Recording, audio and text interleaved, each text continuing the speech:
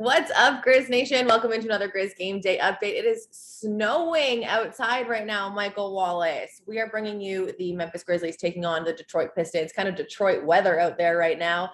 It's going to be an interesting one because we may have a little bit different of an injury report. There were a few updates. I'm going to start with the Pistons, Mike, to get that out of the way. They are without some of their key guys, which is unfortunate for them. Jeremy Grant is out, Corey Joseph, Kelly Olynyk is out, Isaiah Stewart is doubtful, and Frank Johnson is also doubtful. But on the flip, the Grizzlies have some questionables that we like to see. Dylan Brooks and D'Anthony Melton have moved on to questionable today. You're going to want to keep an eye out on that throughout the day because I have a feeling they could be back. Looking just at the number of days, I'm working out some math in my head.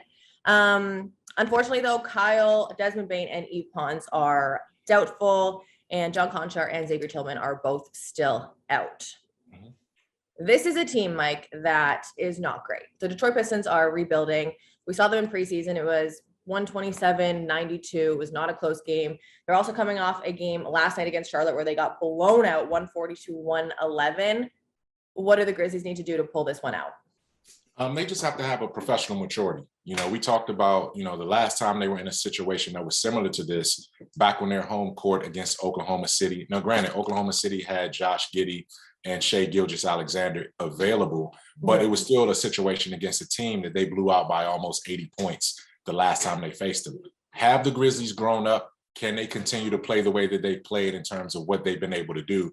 10 of 11, they've won 10 of their last 11 on the road. They've won 16 of their last 20 overall. They're the best team in the league in terms of execution and performance since December 1. So can they continue that stretch? You have to take care of a game against a team like this, against the Detroit Pistons tonight on your home floor. So just play with professional maturity and continue to attack. And the Grizzlies should be okay. Should be.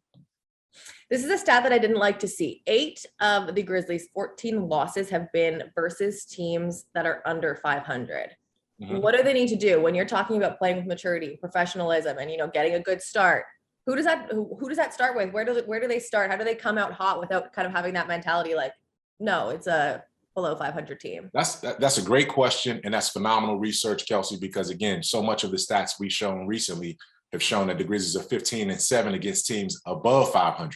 But the flip side of that is that they have struggled playing down to the level. I don't want to say down. It's down as a relative term, but they've struggled against teams that you would think they line up with and should have some advantages against. The problem with that is, again, this goes back to the team still being the third youngest rotation in the league.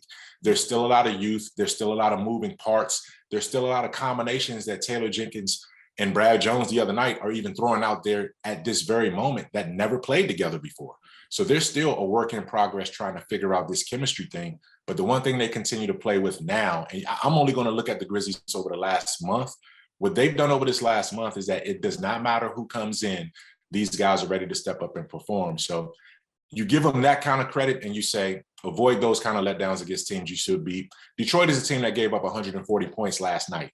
Charlotte set their franchise three-point record with, I think, 24 made threes last night against this defense. So the Grizzlies should be able to get this team on the second night of a back-to-back with weaker legs and take care of business. Hopefully they can reverse that trend of that stat that you just brought up right there. All right, let's talk about some of the key players, key stats that you want to see tonight.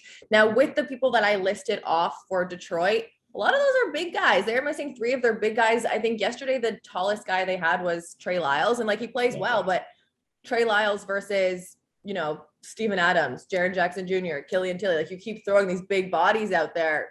Mm-hmm. I feel like the rebounding battle is one the Grizzlies got to win tonight. Not only the rebounding battle, but the paint point domination has to continue in this game. And we saw some of that from Jaren Jackson Jr. He's going to go up against a team that he basically, obviously Michigan State, going up against a team that's out of Michigan, so he's going to be motivated to play against the Pistons. But again, what I saw from Jaren the other night against Cleveland was a fearlessness to go up against an attacker team that had long bigs and aggressive bigs. That's not going to be the case tonight against Detroit. So now you got to look at Steven Adams cleaning the offensive glass. This should be a double-double for Steven Adams in his sleep. Jaren Jackson Jr. should be able to go to work against whoever they put up against him and create that mismatch. But also, you have to have assignment-specific defense because when you're playing smaller like Detroit is, they're going to have you in scramble mode. follow guys out to the three-point line, follow guys out to the mid-range, and not get blitzed and blended in terms of backdoor cuts and the things that these smaller guys like to do. Talk about the smaller guys, Cade Cunningham, and then Josh Jackson off of the bench. Here's my prediction. If Dylan Brooks does play, this is just the 7th full game. We have Dylan and Job playing together for an entire 48 minutes. Yeah. My assumption is Dylan plays Cade Cunningham. Do you think that matchup's a good one for him? He's going to be hungry. I know he is because he's been out for so long. He's going to come in hungry. Yes, he's going to come in hungry. And you know what I also like to see is that now you have the depth of length on the wing. Dylan is a bigger, more aggressive physical defender. And now when you bring back Zaire Williams, who had a phenomenal stretch in that last game with 10 points off the bench, with that length and ability to disrupt, I'm also looking for Zaire to get some minutes on Cunningham as well, too. I mean, Cunningham is a 6'7", 6'8", bigger wing, so you're going to have multiple looks at him. And I like that. I like the fact that the Grizzlies can throw multiple defenders at a guy like that to kind of disrupt them, sort of the way that they did with Kevin Durant the other night in Brooklyn. So I look for that to happen. This guy's a young up-and-coming player in this league, looking really, really well. And in the back-to-back nights, you're facing, to me, the top 2 rookies in the league right now. And that's the other night, obviously, you know, you had Evan Mobley, who had a phenomenal game, and then Cade Cunningham tonight. So I'm looking forward to seeing how the Grizzlies adjust and do that as well. All right, there we go. That is your game day update. The game tips off today, folks, at 7 o'clock at FedEx Forum. You can come hang out with us.